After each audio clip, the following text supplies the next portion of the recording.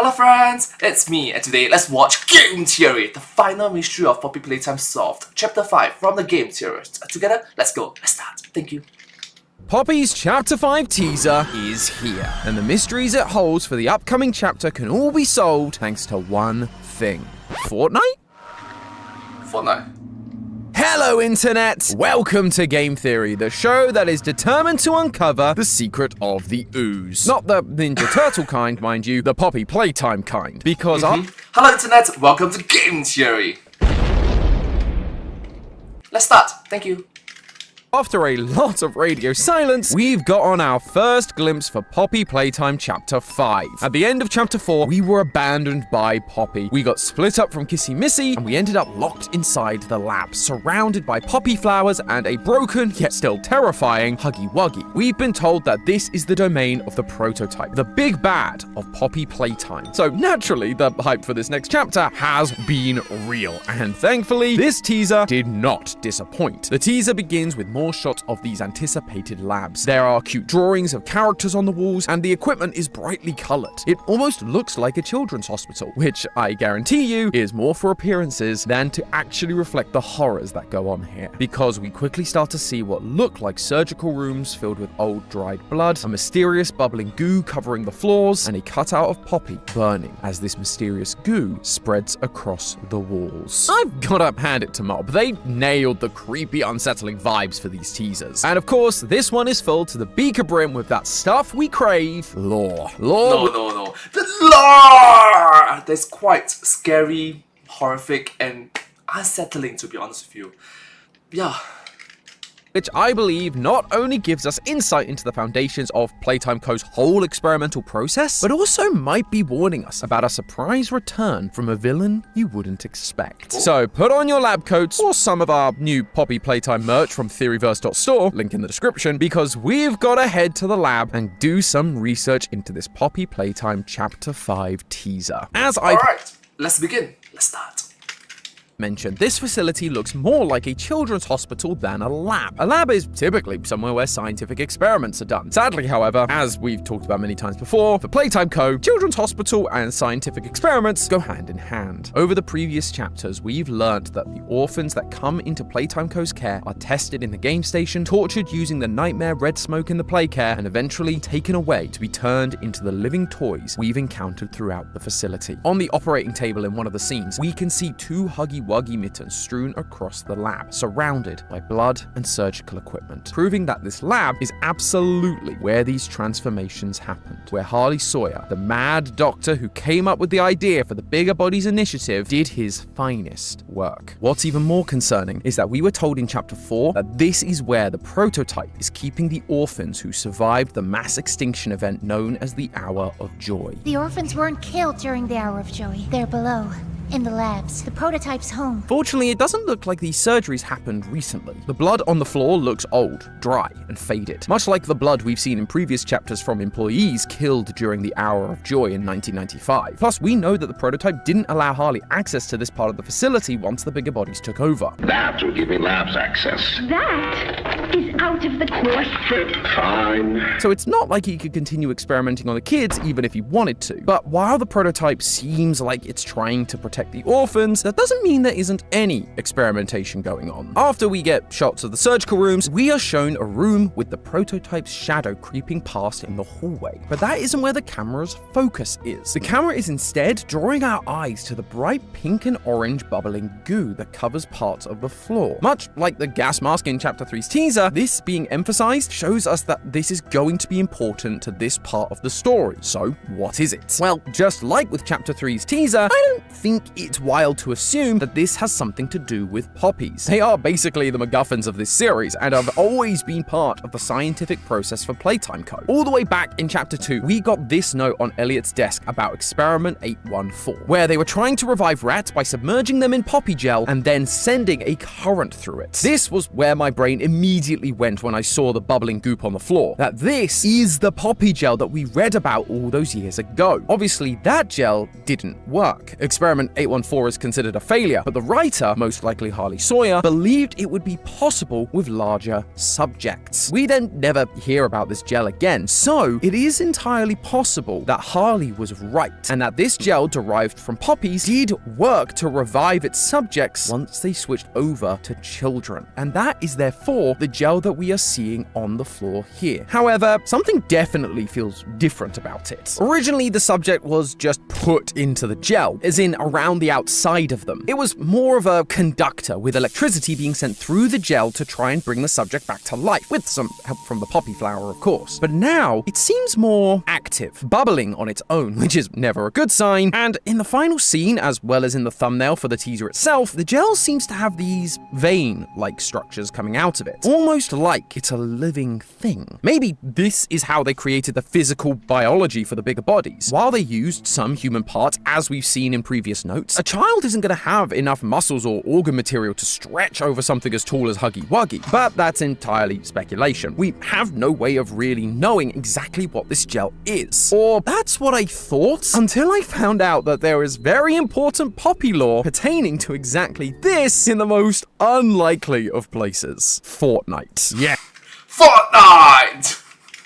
Yes, you heard me right. Fortnite, the free-to-play battle royale, has Poppy Playtime lore. In October, Fortnite held their Fort Nightmares event. And that name is almost as confusing as the Poppy Playtime line. But regardless, as part of a preview, the week before the event, Mob Entertainment released a map called Poppy Playtime Escape Trials, which included Huggy Wuggy and the ruined critters as enemies to avoid. It's pretty straightforward in that regard. However, hidden throughout the map were Poppy Playtime's iconic notes and VHS tapes. At first, I thought this was just going to be stuff we already knew. Repeats of notes and VHS tapes from previous chapters. You know, just trying to get new fans hooked and caught up. But oh boy, was I wrong. These notes cover so much new stuff that feels way too big for a random collab. For example, they just casually revealed Poppy's real name. Yep, the real name she had when she was a human before she died tragically in the 1960s and was turned into a toy by her father, Elliot Ludwig. Guys, we've been over this. Putting lore in a spin-off game is one thing. Expecting audiences to solve complex ARGs to keep up with the story is another. But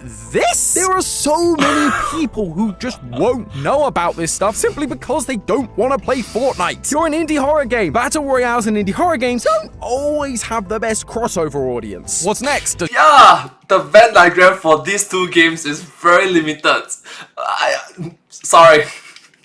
Does your Minecraft collab have crucial lore? Oh, please don't tell me your Minecraft collab has crucial lore. Anyway, there's a note you can find that is a diary entry from her, telling us she's 11 in March of 1960, and she even signs her name. And that name is, drumroll please, Poppy. Yep, Poppy. It's just the same name. I guess even the most creative minds have their off days. However, that isn't the note I wanted to focus on. Instead, I wanted to draw your attention to this document from Eddie Ritterman, the head of research, that was sent to Leith Pierre and Harley Sawyer, other executives at the company. Quote, poppy seed isolate, strain N12 times 100, organized fertilizer, synthetic amnio, 18 drums. As always, we made sure to source materials for the growth medium from our carefully selected vendors. No issues to note. I believe these amounts should suffice for our initial steps. Okay, a lot to unpack there. Like, what the heck is organized fertilizer? Did they mean organic? Or is this some kind of fertilizer that's able to arrange itself? Fertilizers, get in line. Single file. You, head over to Sector C, Quadrant 12 now, or it's the compost pile for you. I'm kidding, of course. The main thing that actually stood out to me, To be fair, it's a fun joke. was that these materials are being sourced for a so-called growth medium. So not only was I right about this definitely being poppy related, with poppy seeds being one of the 3 ingredients, but it also seems like we were on the right track with the idea that this goop is in fact used to grow something as part of their experiments. So great, theorist instincts for the win. But as this franchise loves to do, we can go a level deeper. editor, I said deeper, not higher. Again. Why am I in space? Because today's partner is Foundation Galactic Frontier. Well, why didn't you say so? Originally a fantastic book series and then a popular TV show, Foundation Galactic Frontier is a great addition to the Asimov Foundation universe. You guys know me, I love myself a good multimedia franchise. I mean, just look at this channel. Plus, it's a strategic RPG and you all know how I feel about that. You take on the role of a space trader navigating the galaxy with endless possibilities ahead of you. Fancy a fun life sim where you can craft and customize your ship, assign tasks, organize guilds, and do scientific research? Not the turning kids into toys kind? You can do that. Or are you more of the planet conquering type, wanting to strategize and optimize your squad for space battles and ground combat on various exotic planets? You can do that too, thanks to their dual battle system. And I'm sure you're also well prepared for all those exotic environments given the amount of gas in this place. But literally, this thing has everything. You can craft, recruit, travel, explore, transport, rob, fight, dominate the entire universe. Whatever your speed, Foundation Galactic Frontier has your back. And the beautiful retro art style makes a nice change of pace from the dirty and bloodied walls of a toy factory. It's so easy to get lost in and forget you're being hunted down by monsters. So head on down to the description and click the link or scan the QR code on screen to download the game and Yeah, that was Santi from the Food Terrorists. Hi Santi. start your spacefaring and much safer journey today. It's available on PC and mobile, plus you get a free hero and battleship if you're just starting out. Oh, and don't forget to use my exclusive code GAMETHEORY, one word all lowercase, to get some extra resources to help in your adventures. Thanks again to Foundation Galactic Frontier for sponsoring this video, but now let me tell you a little more about this growth medium. See, Thank you so much for supporting the Game Theorist in this video. Thank you so much. Subscribe. Thank you. Fun fact, 6 minutes ago, I was very early when this video came out.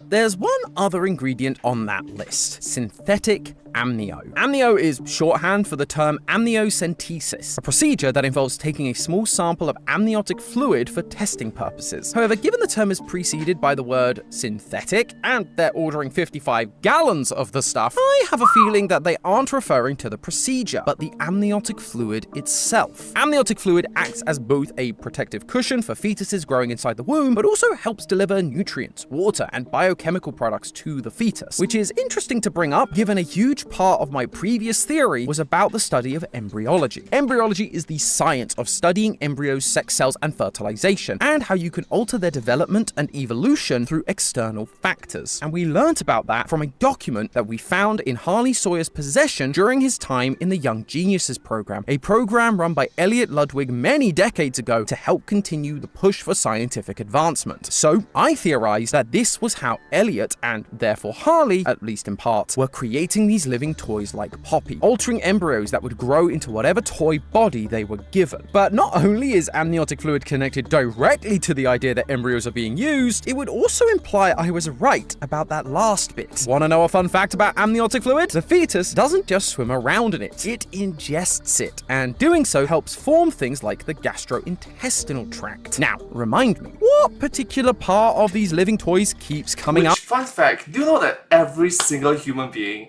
we start off as a-holes? Like literally, we all begin as assholes. Literally. So. Oh yeah, their digestive tract. In the original Poppy trailer, we were told that the prototype has a digestive tract like all the others, it just didn't need to use it. Ever since then, we've been reminded again and again that these toys are hungry. My stomach, it hurts. Mine too. When's the last time you ate? And given this fluid is labeled as synthetic, it means it's man-made, therefore able to be modified to do so much more than just the digestive tract. That's why it's being shown with these vein-like structures going off of it. It's literally helping to grow these structures inside the toy bodies. It is a growth medium on a whole new level. But that wasn't the only big thing from this teaser. There's one very crucial detail that I've yet to mention that I'm sure everyone has been screaming at me to talk about. The flash frame right before the title card. In this flash frame, we see a glitchy message that reads, quote, "A needle pulls a thread. The body writhes on the table. Is this it? Is this life?" Footsteps echo off the manor floors. What do I do now? Where do I belong? The eyes glued to the screen. Transformation and rebirth. You think you know what he wants. You don't know anything. Not yet. To me, this is clearly talking about Poppy. Her body body was writhing on the operating table as she was transformed or reborn as a toy. The writer questions whether this can truly even be considered life, which would make sense for someone who's literally just seen a person reanimate as a toy. Even if you were a trained scientist, this would be unlike anything you'd seen before. We've theorized that And Elliot a lot of individuals, even trained professionals, are not ready to actually, seeing is believing. It is very hard to take in. may have used young scientists from the Young Geniuses program to help in Poppy's creation, which this would then align with. You then have the references to footsteps echoing off the manor floor. The only kind of manor we've seen or encountered, really, is where we originally found Poppy, which the survival logbook tells us is a replica of Elliot Ludwig's home. There's also the hallways that we walked through during Chapter 3, but we are hallucinating hard at this point, hearing radio broadcasts about a dead body being found on the premises of the late creator. So that also tells us that experiments were being done at his manor, or at least the first one was, the one to save his daughter. It's her footsteps that are echoing through the manor floors, unsure of who she is and, quote, where she belongs. Plus, there's also the giant empty Poppy mask behind the text, with the scene originally being the Poppy cutout bursting into flames. It feels like it is supposed to be about her and her unique transformation, the first transformation. However, I want you to take a look at that last bit. You think you know what he wants. You don't know anything. Not yet. If this is from the perspective of one of the young geniuses, or even just a scientist working in the manor on Poppy's transformation, this he would then likely be implied to be Elliot Ludwig himself. He was the man in charge and was the one that wanted to push science into the future. But if that's the case, then this line could also be assigned to our big bad, the prototype. The prototype has a huge amount of knowledge about Poppy and seems to have some connection to her that goes beyond just being another toy. Time to come home. Poppy. Which led me and many others to believe that the prototype isn't just another experiment, but Elliot Ludwig now turned into a toy. I actually proposed that it might be a clone of Elliot due to some timeline shenanigans, but that doesn't really matter right now. What matters is that this line about not knowing what he wants does ring very true for the prototype, especially amongst the theorist community. We've been theorizing about the prototype's plan since the very beginning of the series. Look, I got a wow thinking. Elliot Ludwig, what if, it is very possible to GG at the age of 70, 80 years old. In Chinese, we call it 七老八十. But meanwhile, it is also very possible to GG at a much later date. Let's say when you are 120 years old. Just saying. One of the few oldest individuals alive back when he was alive. 2 weeks before he GG'd, he was still chopping wood. He was still actively active. For the longest time, we've believed he's building something massive, a brand new, even bigger body. In Chapter 3, we saw Catnap worshipping what appears to be a recreated version of the prototype, made up of lots of broken toy parts. And in Chapter 2, right before Mummy Longlegs died, she gave us these parting words. What have you done? You make me fun of you! She then ends up broken on the floor and dragged away by the prototype. So naturally, this felt like a logical conclusion, especially given we see her arm on the shrine Catnap is using. But now, this teaser, it's made me go back and reconsider this idea. We're being told that we think we know what he's doing, making this bigger body out of broken toys, but in reality, we're wrong. And I'm kind of annoyed I didn't see it sooner, because right at the end of Chapter 4, we got the return of the infamous Huggy Wuggy. He's a little broken and beaten up, but he's back, and from the screenshots on Steam, looks like he's once again going to be in hot pursuit of us throughout the facility. But if he's back, then he's been repaired, not made to be part of this bigger machine, which means he might not be the only one. So what did Mummy mean by make me a part of him? Well, I wonder if it isn't so much physically making them part of him, but mentally. With all these visuals of the growth medium Poppy gel that seem to be branching out, it reminded me a lot of plants and funguses and how they share connections through neural networks, which drew me back to the note about the poppy seed intake. My research revealed that the naming convention they used for the poppy seeds doesn't really work that way, at least not typically. In a scientific setting, you'd use its given scientific name, as all strains of poppy have different names, making them easier to identify, such as Papaver somniferum for the opium poppy. The only time you'd refer to a flower or seed with a letter-number combo like this is during experimentation contexts for things like breeding, which does make some kind of sense for this context when they need a specific strain for their experiments, but this naming convention also shows up in the world of Agrobacterium. Agrobacterium is a single-celled organism that lives in soil specifically, and there is one study I found about Agrobacterium that was found in composted poppy flowers. It's called R90, which is obviously not the same as the one we've seen in the document, but it does use a letter-number naming convention. I mean, Mob clearly didn't want it to be a real strain, lest they send the world into a panic when nerds like me come along and figure it out. But Agrobacterium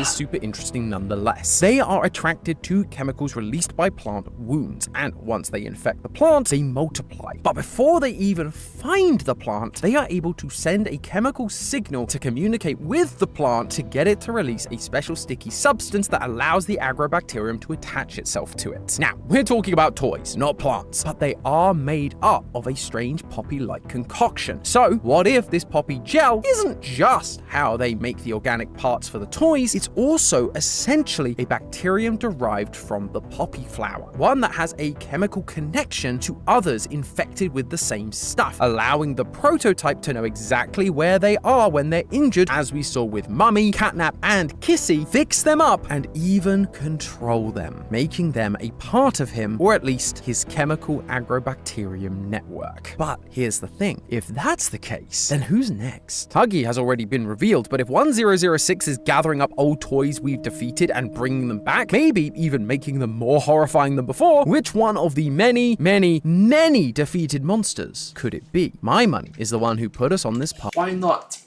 everyone? Everyone. Mummy Longlegs, yeah, sure, but why not everyone?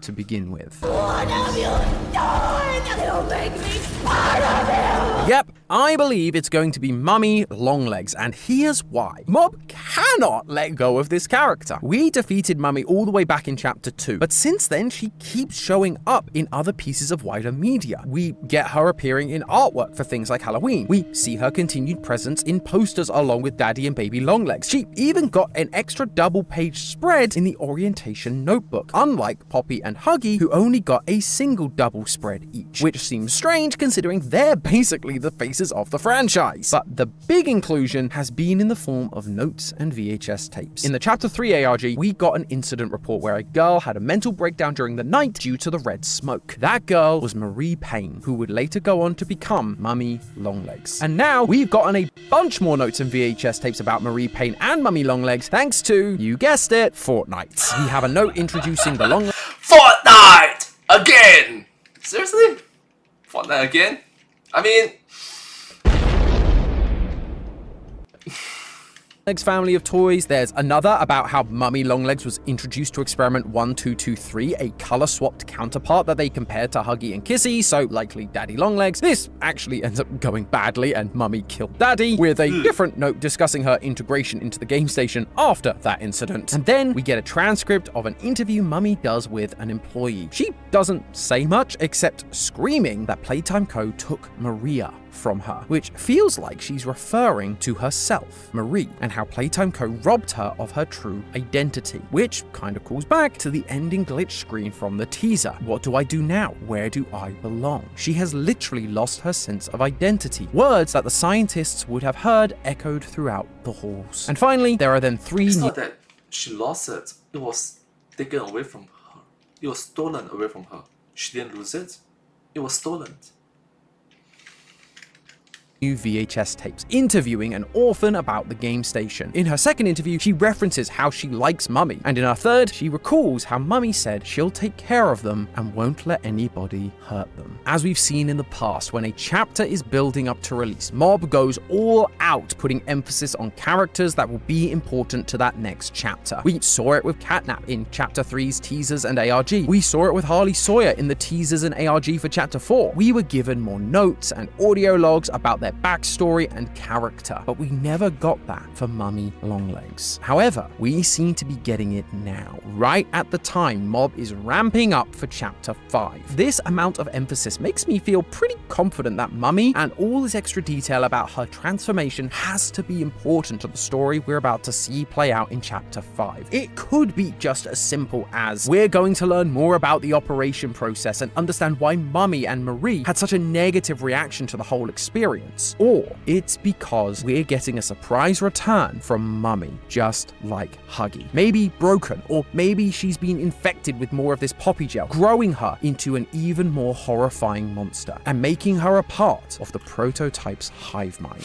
But I guess we'll just have to wait and see. In the meantime, theorists, remember, that's just a theory. A game theory! Thanks for watching. World premiere on Game Theory. I have solved the ending of Poppy Playtime. Well, thanks for watching. Really, thank you so much to the game theorists for these episodes. But hey, that's just a theory. A game theory! Thanks for watching. Hope you guys enjoyed. Subscribe, remember to like, share, subscribe, comment, follow. You get the point. Thank you. Truly, thank you so much. Appreciate it.